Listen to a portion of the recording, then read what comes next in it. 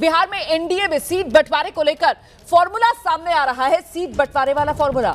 और दो फॉर्मूले सामने आ रहे हैं, एक नहीं बल्कि दो फॉर्मूले बिहार से सामने आ रहे हैं। पहले फॉर्मूले के मुताबिक जेडीयू को 102 से 103 सीटें मिल सकती हैं और बीजेपी पहले फॉर्मूले के हिसाब से 101 से 102 सीटों पर चुनाव लड़ सकती है।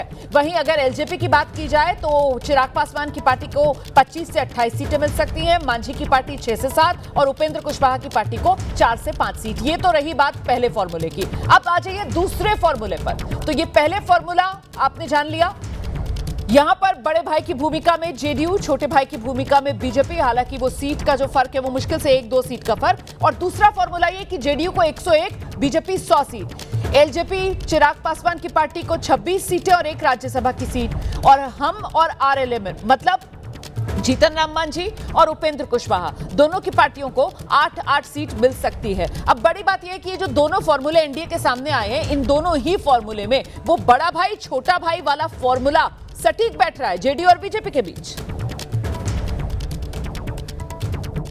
आज बिहार विधानसभा चुनाव की तारीखों का ऐलान होना है। हमारे साथ जदयू के राष्ट्रीय कार्यकारी अध्यक्ष एवं सांसद संजय झा जी हैं। एनडीए कितना तैयार है, कितने सीट जीतने का लक्ष्य है? देखिए, एनडीए पूरी तरह तैयार है क्योंकि हम लोगों का ट्रैक रिकॉर्ड काम का इतना बड़ा है कि वही लेके लोगों के बीच में जाएंगे। आज पटना में मेट्रो का उद्घाटन हो रहा है, मुख्यमंत्री जी कर रहे हैं। और इसी पटना में 20 साल पहले अगर पटना स्टेशन पे उतरते तो 5 बजे शाम के बाद आप स्टेशन के बाहर नहीं जा सकते थे। लोग रात भर स्टेशन पे रहते थे, अगले दिन सुबह जाते थे। और इस मेट्रो से आप रात 10-11 बजे तक पटना में आप कहीं जा सकते हैं। ये साधारण बदलाव नहीं हुआ है बिहार में। तो हमको लगता है कि हम लोग का जो 5 साल का कामकाज है और ये डबल इंजन के सरकार का जो एक मदद प्रधानमंत्री जी के द्वारा बिहार को मिल रहा है, उसी को लेकर के हम लोग काम के आधार पर वोट मांगने की बात कर रहे हैं। दूसरी तरफ तेजस्वी कह रहे हैं कि कमाई, पढ़ाई, सिंचाई, दवाई वाली सरकार जो है बिहार को चाहिए। बिहार को ऐसी सरकार चाहिए जो रोजगार दे। तो अपने कार्यकाल का क्यों नहीं बताता है? कितना दवाई था, कितना उसी पार्टी के नेता है ना, वही लोग हैं उनके साथ जो उस समय भी मंत्री होते थे, उस समय के नेता थे।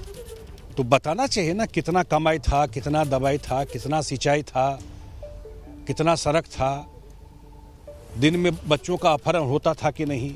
सारे जिस कहानी जो बताए कैसे स्टेशन में 5 बजे लोग नहीं निकलते थे, अब उस दौर में लोग नहीं जाना चाहता।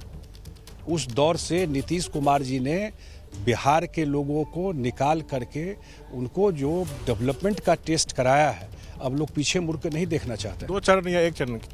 हम लोगों ने तो 1 चरण का आग्रह किया क्योंकि बिहार में कानून व्यवस्था ठीक है, नक्सलिज्म नहीं है, रोड कनेक्टिविटी परफेक्ट है, खर्चा कम होगा 1 चरण में। लेकिन इलेक्शन कमीशन जो तय करेगा।